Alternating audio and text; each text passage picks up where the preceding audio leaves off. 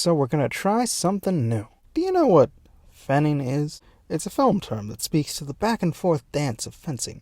You know the scene where characters are fighting while engaging in witty and cheeky banter? Having a duel of words, as it were?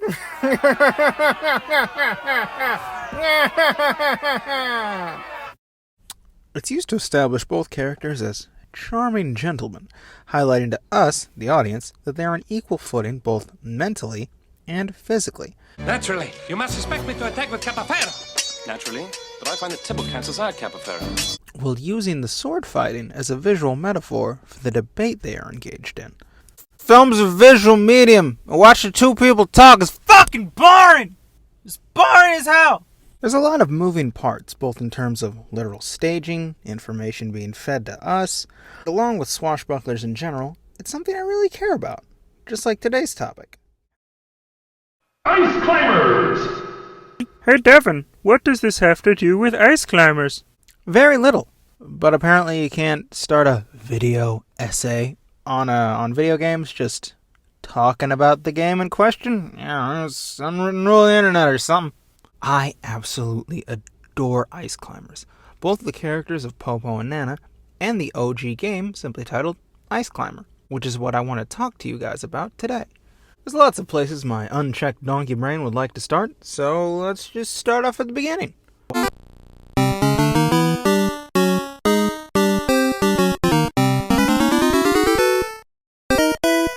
See that? All that information being fed to you? No? Alright, well, you better put some napkins down on your shoulders because I'm about to blow your goddamn mind. The game just gave us story, motivation, and showed us how to play. Don't believe me? Well, let's go over this. I've never owned a physical copy of Ice Climber, so I've never had the manual. You see, manuals were the original fan wikis for video games. Back in the day, there wasn't a lot of room on the cartridge, so devs had to rely on the power of the written word to establish character, setting, tone, story. Gross. What is this, homework? Real gamers don't have to read. So designers who didn't want to write novels, but still wanted us to understand the world they had painstakingly crafted, had to be creative with staging and design. Hey, what the that pterodactyl, he stole my things! I want my things back! If you want the party to go where you want and do anything you want, fight anyone you want, steal from the party. Steal something. That's it. Story and motivation. Yeah, but how do I get my stuff? I don't know. Stupid bird went up, and there's this button on the controller. Can I go? Oh shit! Boom. We've been told how to play the game. Also, note how progression is tracked vertically, not horizontally, because we're scaling a mountain. Mwah! Chef's kiss. Contextualization. A synergy between gameplay and story. Did someone say gameplay? Yes, it was me. I said it. Let's talk about that. You see, Ice Climbers were the first platformer where the environment could change as a direct result of your actions. Now you're playing with power. I wonder if we'd ever see this idea again. Hold up, wait, before you try to tell me I'm wrong on the internet. Cameron. And actually me, and tell me that OG arcade cabinet Super Mario was the first platformer where the environment could change as a direct result of your actions. Let me make a case for my boys, because there's a further contextualization and complexity to how it's done in Ice Climb. Jumping over a brick to get rid of it? Makes more sense when you just smash a brick with your head. At least I get that. Popo smashes a layer of ice above him with a hammer. A thing real ice climbers do, by the way. And you see how that, makes sense? It's a thing that happens in real life. Your brain can register it. Visualization. And that directly impacts the path you take. You are constructing the platforms. There's a suggestion of which path to take. Some layers of ice are thicker than others, but nothing stops you. You're in full control. Hey, what's that? What's that right there? Is that? Now, if you can impact the world around you, can anyone else? As levels progress, enemies can actually interact with the world. This little seal just plugged up the hole I just made. Now, you cheeky little dick waffle, you. Breaking what you thought were the established rules.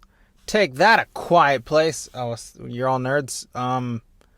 Remember when Deku fights Todoroki, and you're like, oh man, Deku went through all his fingies, he can't do it, and then BAM! Another one and he double breaks his finger? It's that feeling. Gradually throughout the game, different types of ice blocks are introduced. One level will introduce blocks that trip icicles, some have speed blocks that push you either left or right, and some blocks are unsmashable, just like your Instagram crush.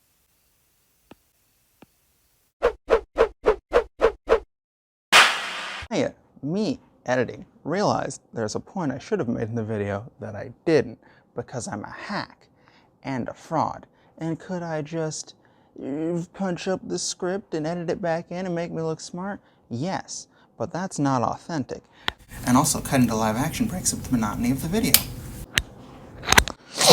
In the layout of the first unsmashable brick, on the path is a seal. By this point in the game, you've been conditioned to smash the seal to get extra points. So, when it comes into your path, you instinctively go to smash. Your hammer goes through the brick and hits the seal, teaching you that some bricks don't get smashed. Quality game design. Woo! Gradually building layer upon layer of effort, peaking in this crescendo of difficulty that you've now acquired the skill to tackle head-on. Mountain 32. Combining all the hazards you've learned to overcome into one final level. Congratulations! You've tightened your bootstraps and you've climbed to the mountaintop, Jack. Now bask in that sweet, cathartic glow of victory that only the medium of video games can allow. Miscellaneous doodads and points, because I haven't been in school in forever and I don't remember how you structure an essay. I love the way they use music to illustrate difficulty, because hey, let's call a spade a spade. This game is one map on top of one theme. But that one theme will become more frantic and nerve-wracking as the level goes on, occasionally scaling back in tempo on the less frustrating level. I love the way Popo jumps for joy when you beat a level. Oh, look at him! Look at his little happy face! It's adorable! It took Mario the whole third dimension to get this cute. Don't you want to keep winning?